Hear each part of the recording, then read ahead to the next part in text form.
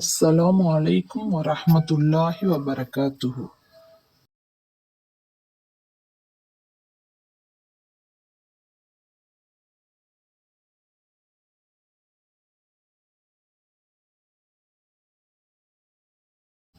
நம்பிக்கையாளர்களே, உங்களுக்குள் சம்மதத்தின் பேரில் நடைபெறும் வர்த்தக மூலமாகவே அன்றி உங்களில் ஒருவர் மற்றவரின் பொருள்களை தவறான முறையில் விழுங்கிவிட வேண்டாம்.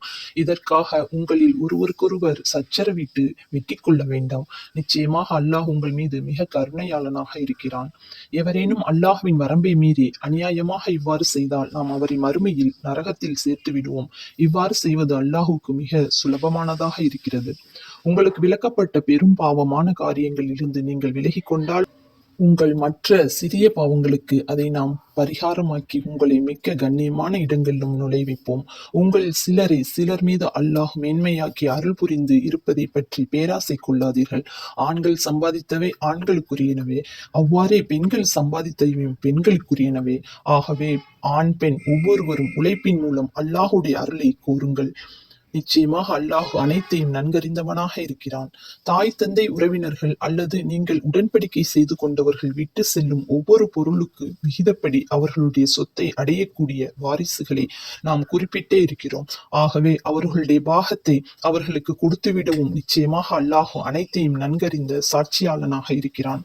ஆண் பெண் இரு பாலாரில் ஆண் பாலாரை பெண் பாலார் மீது அல்லாஹ் மேன்மையாக்கி வைத்திருப்பதுடன் ஆண் பாலார் தங்கள் பொருட்களை பெண் பாலாருக்கு செலவு செய்வதனாலும் ஆண்கள்தான் பெண்களை நிர்வகிக்கக்கூடியவர்களாக இருக்கின்றனர்.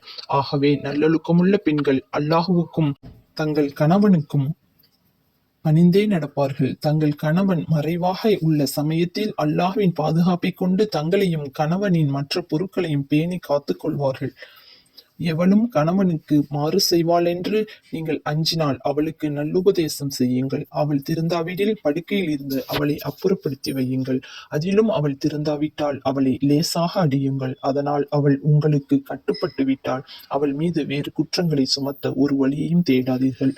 நிச்சயமாக அல்லாஹ் மிக மேலானவனாக மிக பெரியவனாக இருக்கிறான்.